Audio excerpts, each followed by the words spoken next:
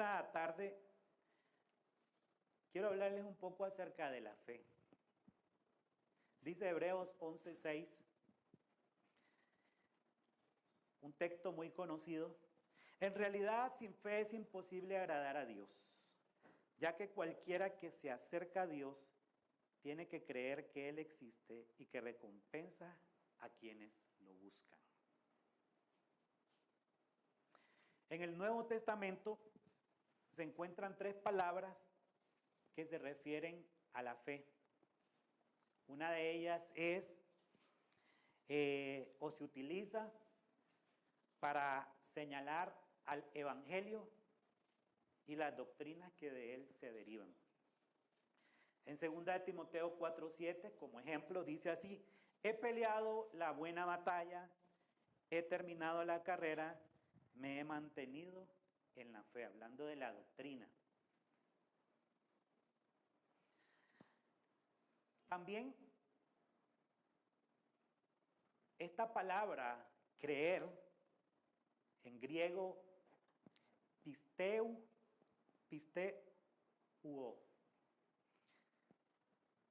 en el Nuevo Testamento lo encontramos 227 veces y se la considera como creencia o aceptación intelectual a alguna verdad, ya sea Dios o del pasado, alguna verdad histórica, como el descubrimiento de América, las independencias de los países en el mundo. Esas son verdades que uno cree y se refiere a algo intelectual. Y esta fe es pasada a través de los maestros a los discípulos. Nosotros creemos que existió cierto personaje porque hay libros que hablan de esta persona, o ciertos acontecimientos porque hay libros que nos hablan de estos acontecimientos. Y los maestros lo van transmitiendo a sus discípulos. Dice Santiago 2:19, tú crees que Dios es uno, bien haces. También los demonios creen, refiriéndose a la palabra pisteu, que estamos hablando de una creencia intelectual, y dice, también los demonios creen y tiemblan. Algunos catalogan esta fe como una fe demoníaca. Pero está la tercera palabra, que es pistis. Es una palabra griega y aparece 239 veces y habla o se refiere a la actitud de confianza, convicción y entrega a un ser divino o a una enseñanza religiosa. Pero para tener esta clase de fe, esta actitud de confianza, que la palabra griega es pistis, primero tenemos que tener la fe intelectual, que es pisteus. Es decir, que no puedo confiar en algo que no creo que existe. ¿Me explico? Por eso es que en Hebreos 11:6 dice que sin fe es imposible agradar a Dios, ya que cualquiera que se acerca a Dios tiene que creer que Él existe. Es decir, tiene que haber una creencia intelectual para poder tener una creencia de confianza y convicción. ¿Me estoy explicando hasta aquí? Ok. Por ejemplo, en Lucas 7:9 dice así, alabó a un centurión diciendo, Jesús, ¿verdad? Os digo que ni aún en Israel he hallado tanta fe, refiriéndose a la confianza que este hombre había puesto en Jesús.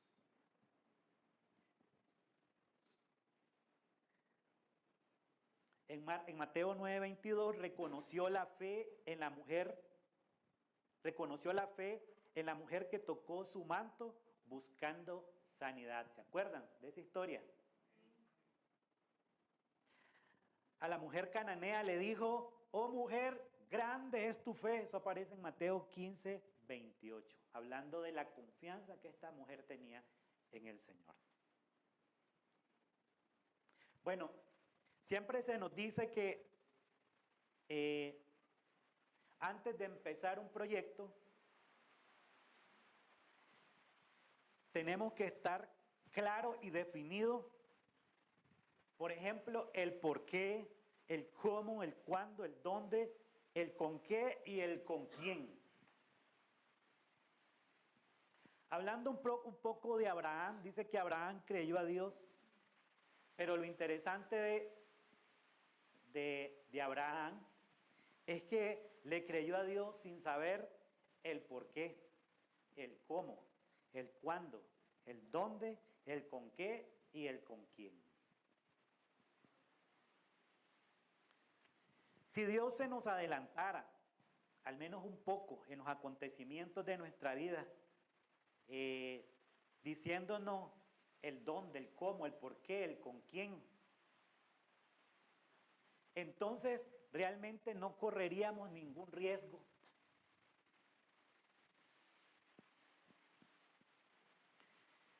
Y si volvemos al Antiguo Testamento, incluso al Nuevo Testamento, yo me pregunto y les pregunto, ¿cuántos de nosotros aceptaríamos una invitación sabiendo que un día vamos a estar en una cueva con leones?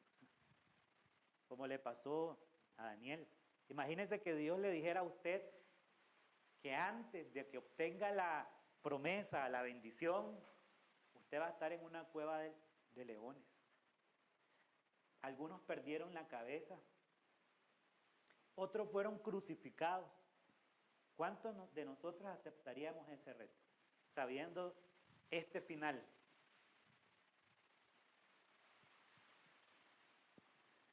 Ahora, en realidad el Señor Jesús nos manda a ser cuidadosos, a calcular antes de empezar un proyecto. Ahora, no, con esto no estoy tratando de contradecir lo que anteriormente les he venido diciendo. Pero oiga lo que dice Lucas 14:28. Supongamos que alguno de ustedes quiere construir una torre.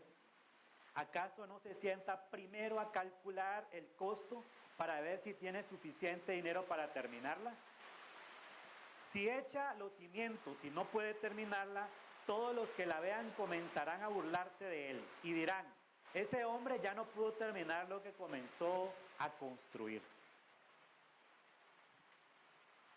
Bueno, pero hablando de fe, una vida de fe requiere que respondamos a una promesa, es decir, a una oferta o a algún desafío de Dios. Por ejemplo, Pedro no caminó sobre el mar, sino sobre la palabra de Jesús cuando le dijo, ven.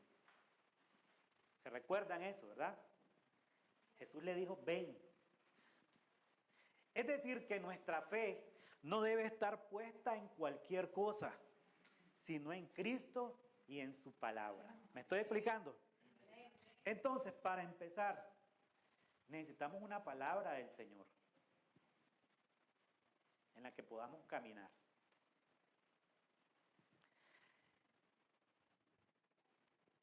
Tenemos que responder a esa promesa o a ese desafío. Ese desafío puede ser, ven. Caminar sobre el agua, que no es sencillo.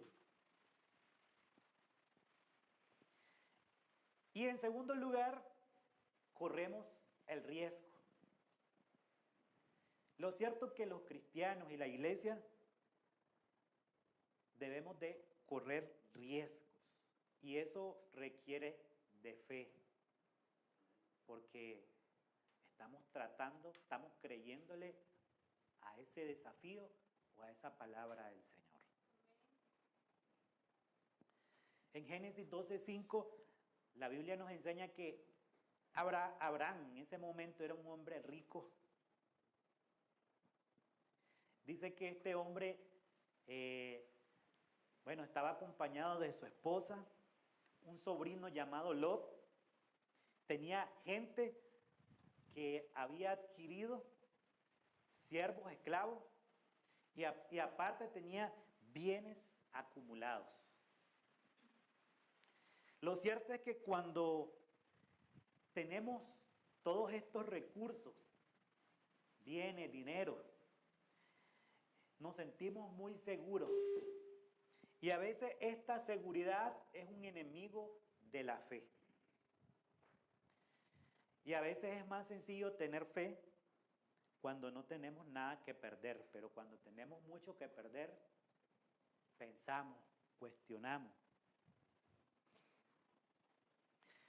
Lo cierto es que Abraham, aunque no tenía idea a dónde lo llevaría su decisión de fe cuando Dios lo invita a dejar a su parentela, sabía que lo único que sabía y estaba claro es que debía aceptar el desafío de salir de su tierra y de su parentela. Y es que así es a menudo el camino de la fe. Es una decisión que tomamos porque hemos escuchado el desafío, la voz de Dios de ir a ese lugar, pero lo único que tenemos claro es que tenemos que ir. A veces lo que Dios nos dice con más claridad es lo que debemos de dejar. A Abraham le dijo, deja a tu parentela. A veces lo que Dios nos dice también con más claridad es lo que vamos a perder. Que los detalles de la posible ganancia.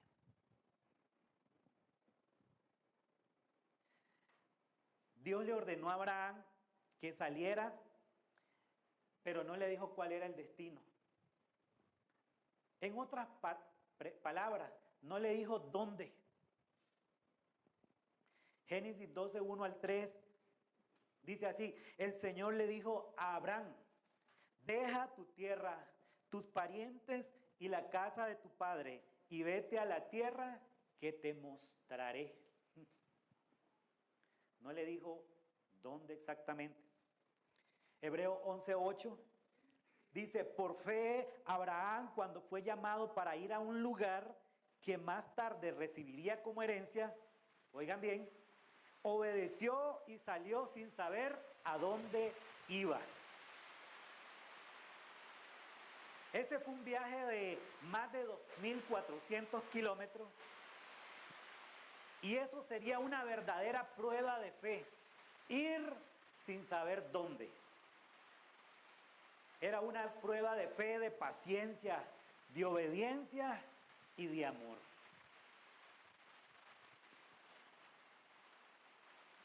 Lo cierto es que a veces a nosotros nos pasa que le reclamamos a Dios cuando apenas hemos recorrido 1 kilómetro.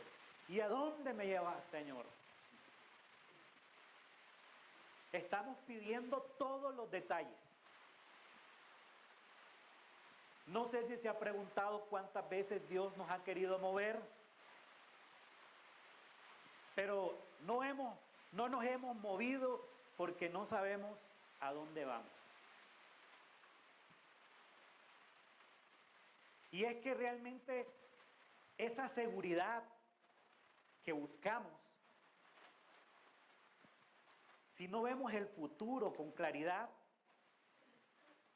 en el caso de la fe, no siempre tenemos esa dirección exacta.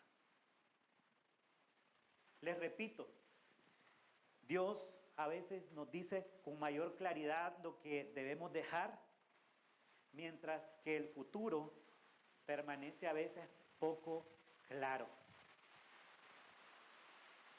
Ahora, No salir es tan problemático como salir sin permiso de Dios. No salir cuando tenemos la palabra de Dios es tan problemático como salir sin el permiso de Él. Y es que la revelación de lo que Dios quiere, dónde nos lleva, a veces es progresiva. Conforme vamos obedeciendo, se nos va aclarando el panorama hacia dónde vamos. ¿Me explico? A veces, lamentablemente, decidimos como Lot. ¿Se acuerdan de Lot, el sobrino de Abraham? En Génesis 13, del 6 al 10, les cuento la historia rápida. Dice que Abraham y Lot tenían problemas con sus pastores porque estaban peleando. Los dos estaban siendo muy ricos. Y entonces Abraham le dijo a Lot que como eran parientes, no era bueno que estuvieran discutiendo, que estuvieran en pleito. Y Abraham le da la oportunidad a Lot que escoja dónde irse. Y Lot vio un lugar donde había prosperidad, donde él creyó que ahí iba a estar bien. Pero fue el error más grande de su vida. Porque Abraham sí confiaba en el Señor. Sí tenía esperanza que aunque estuviera en el valle más seco, ahí Dios lo iba a bendecir. Tenía una palabra del Señor. Amén. Y es por eso que necesitamos siempre la palabra del Señor. Entonces vemos que Dios no le dijo a dónde iba. Sin embargo, Abraham tenía algo claro. Tenía que salir en obediencia a esa palabra del Señor. Otra de las cosas fue que no le dijo cómo iba a obtener lo que se le iba a dar en el futuro, la herencia que iba a tener en el futuro. Y es que eso, el no consultar el dónde ni el cómo, demuestra confianza en ese ser poderoso. Génesis 12:2, oigan lo que le dijo Dios a Abraham: haré de ti una nación grande y te bendeciré, haré famoso tu nombre y serás una bendición. Bendeciré a los que te bendigan y maldeciré a los que te maldigan. Por medio de ti serán benditas todas las familias de la tierra. No le dijo cómo, solo le dijo que eso iba a suceder. Vemos más adelante que esa fe de Abraham en Dios le dio el poder para tener un hijo cuando por la edad de tanto de Sara y de Abraham parecía imposible. Dios lo hizo. Dios estaba cumpliéndole la palabra que le había prometido a Abraham. Haré una descendencia de ti, le dice. Amén. No le dijo cómo. Algo que tenemos que estar claro es que las promesas de Dios no están sujetas a nuestras limitaciones. Nosotros vemos limitaciones, pero Dios es todopoderoso. Hoy lo cantábamos. Amén. El ser humano se mueve en el plano de lo limitado por el tiempo y por el espacio. La fe no es solo el poder para defenderse del mal, sino el poder que Dios nos da para procesar la realidad. ¿Recuerdan en Filipenses 4:13 que dice: todo lo puedo en Cristo que me fortalece? Amén. La fe no niega la realidad, sino que la asume con la confianza de la victoria prometida por Dios. Dios le dice a Abraham: haré una nación grande de ti. su esposa estéril, él anciano, él no sabía cómo, pero Dios lo hizo. Amén. Entonces, Dios no le dijo a dónde iba a ir. Ya lo vimos, ¿verdad? Solo le dijo que dejara su tierra y su parentela y que se fuera a la tierra que él le mostraría. Algo que estaba claro a Abraham es que tenía que salir en obediencia al desafío que Dios le estaba poniendo. Dios le dice a Abraham que va a hacer de él una nación grande y que por medio de él va a bendecir a muchos. No le dijo cómo, pero Abraham creyó, confianza en Dios. Otra de las cosas que Abraham no sabía era cuándo iba a pasar eso. Y eso demuestra paciencia. Desde el momento en que Dios prometió el hijo a Abraham hasta su cumplimiento, pasaron 25 años. Y eso es una lección de paciencia. La prueba del tiempo. A veces tenemos que esperar. Qué difícil se nos hace al ser humano esperar, ¿verdad? Nos desesperamos, nos angustiamos. Pero oigan lo que le pasó a Abraham también. Después de 10 años de estar en la tierra, Abraham pensó que ya era el tiempo de tener un hijo. Así que accedió a la sugerencia de su esposa Sara y tomó a Agar, su sierva, por segunda esposa. Esa historia la sabemos. Génesis 16:3 le dice: y Sarai, mujer de Abraham, tomó a Agar, su sierva egipcia, al cabo de 10 años que había habitado Abraham en la tierra de Canaán, y la dio por mujer a Abraham, su marido. En el versículo anterior, en el versículo 2, Sara le dice a Abraham: quizá tendré hijos de ella. Sara, tratando de anticiparse al plan de Dios, tratando de ayudarle a Dios como si Dios necesitara de nuestra ayuda. Y es que a veces a nosotros se nos ocurren ideas y pensamos que esas ideas son mejor que las que Dios ya tiene planeadas. ¿Me estoy explicando?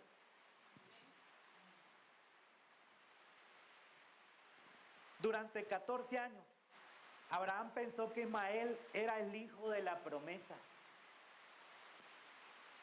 Él no sabía que Dios había planeado que tuviera ese hijo, el de la promesa, cuando cumpliera 100 años.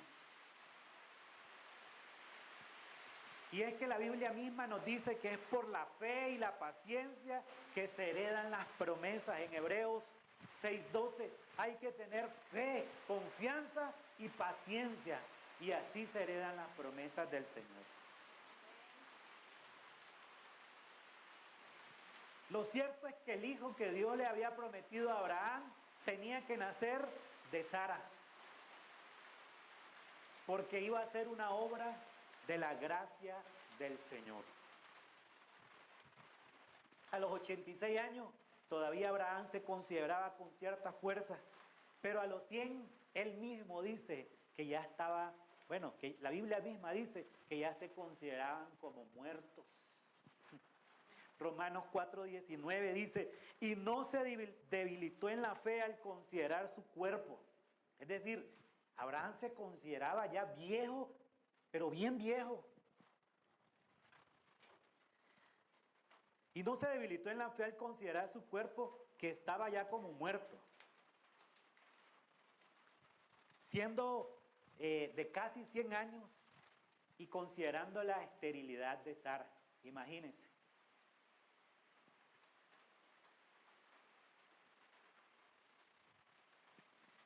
Así Dios espera hasta que hemos llegado al fin de nosotros mismos, de nuestras capacidades. Y entonces, cuando ya hemos agotado todo, hasta nuestras mejores ideas, nuestros mejores planes, viene Isaac, viene la promesa del Señor. Repito, es que a veces nosotros creemos que somos más inteligentes que Dios. Lo cierto es que la llegada de Isaac era un asunto de tiempo, de que se iba a cumplir, se iba a cumplir. Y Abraham no esperó el tiempo de Dios, se desesperó. Ismael era el fruto de Abraham, Isaac el fruto de la promesa.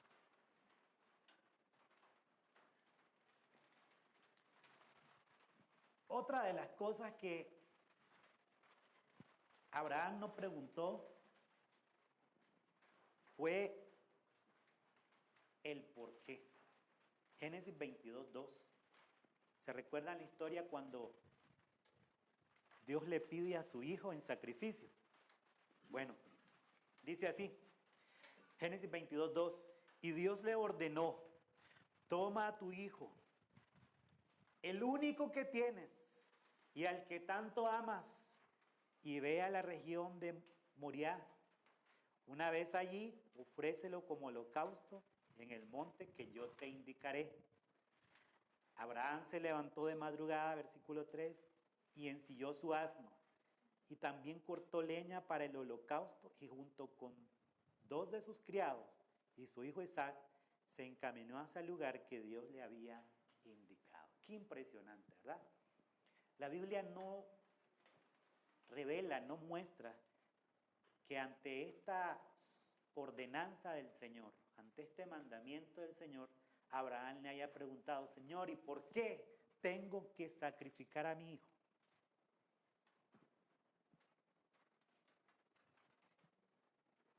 Y es que cuando estamos siendo probados, rara vez encontramos la respuesta de Dios del por qué. Dios en ningún momento pidió la muerte de Isaac como mártir de la verdad o para salvar la vida de otros. Eso hubiera sido una razón que le hubiera dado a Abraham, y Abraham hubiera valorado esa razón. Abraham no buscó, aparentemente la Biblia no nos muestra eso, no buscó un diálogo, una conversación, no solicita ningún tipo de aclaración, incluso no pone ninguna objeción, simplemente obedeció. Eso es impresionante también. Y es que a veces Dios nos prueba para ver si amamos al dador de los dones, al dador de nuestros bienes, al dador de nuestras solicitudes, ¿verdad? Más que los bienes, más que lo que tenemos, más que los sueños. Vea qué interesante que cuando Dios le pide a su hijo en sacrificio, le dice a tu único, al que amas. Se la estaba poniendo difícil, ¿verdad? Al que le había prometido como promesa, como herencia. Lo cierto es que después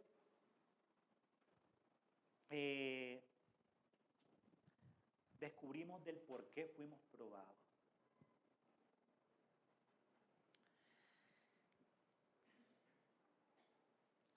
Tenemos que aprender a confiar en el Señor. Tenemos que aprender a esperar en Él. Si usted ha recibido una palabra del Señor, debe aprender a confiar, a esperar en Él.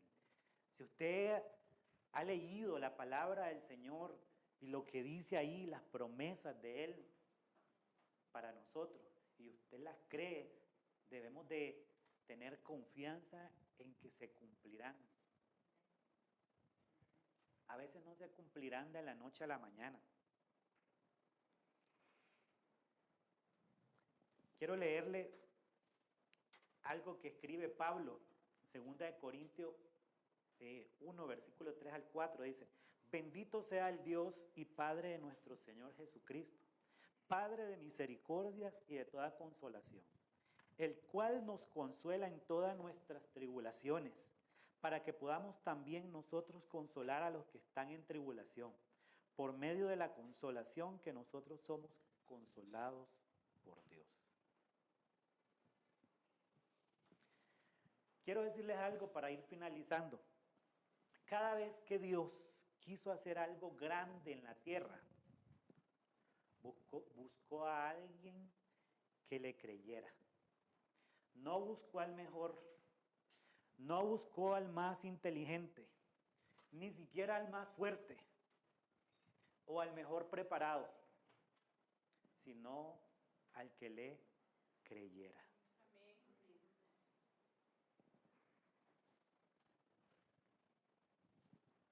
¿Queremos ver sus promesas? Confiemos en Él. A veces hay cosas que no entendemos. A veces hay preguntas que no tienen respuestas. Pero lo único que tenemos que hacer es caminar sobre el agua. Ven, le dice el Señor a Pedro. Ven, no le dijo cómo, ni siquiera le dijo a dónde. Ven. Ese era un reto, era un desafío. Y hoy es uno de los dos seres humanos, vamos a hablarlo de esta manera, porque Jesús fue humano también, que puede decir: caminé sobre las aguas. Aunque haya dado 1 o 2 pasos, se puede dar ese lujo de decirlo, ¿verdad? Y es que realmente en este mundo, yo le decía hoy al inicio, son pocas las personas que le creen al Señor y asumen el desafío, arriesgando incluso hasta su propia vida. La Biblia nos narra en el mismo Hebreo, todo el capítulo de Hebreo, que algunos solo saludaron las promesas, ni siquiera las disfrutaron, pero sabían que iban a llegar. José, antes de morir, le dijo a sus familiares, a su descendencia, que un día iban a salir, que por favor sacaran sus huesos de ahí, que no se quedaran en Egipto. Y así fue, 430 años, oigan, 430 años, Israel sale de la esclavitud de Egipto y salen con los huesos de José. Amén. Fe, confianza en el Señor. Yo quiero esta tarde que nos llenemos de fe, de confianza en el Señor. Amén. Yo sé que estamos viviendo un momento de crisis, de dificultad, y yo he escuchado cada vez que tenemos una conversación y hablamos del tema del país, cuántas buenas ideas y cuántas malas ideas, ¿verdad? Pero hay algo que tenemos que estar claros, por favor. Dios tiene el control. Amén.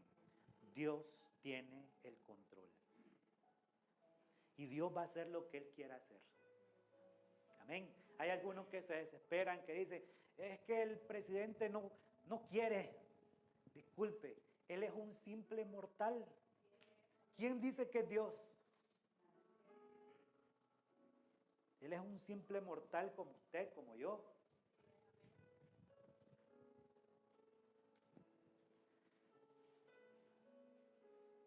Dice la Biblia que Él es el que pone y el que quita los reyes.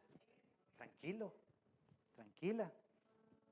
Si Dios quiere que se quede, se va a quedar.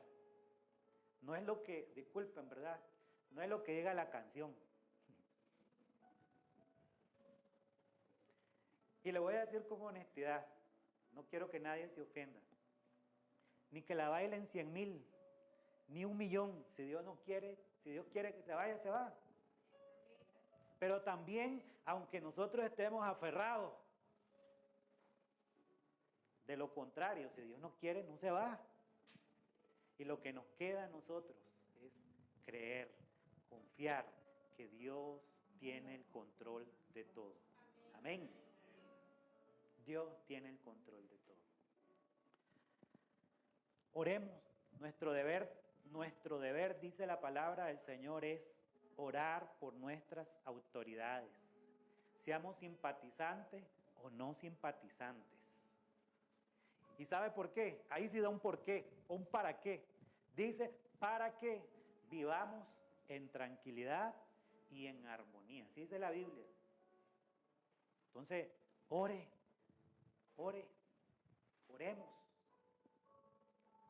Nada hacemos gritando y desesperando. Nada. Disculpe, usted y yo somos mortales nada más. No es su voluntad, no es la voluntad de nadie, es la voluntad del Señor. Y eso tenemos que tenerlo claro. Amén. Yo confío en el Señor, créanme que sí. Dios va a hacer algo en el país. No sé cómo, no sé cuándo,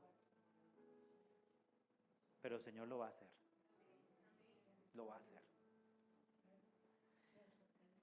Y dice la Biblia, para finalizar, la fe del justo, dice,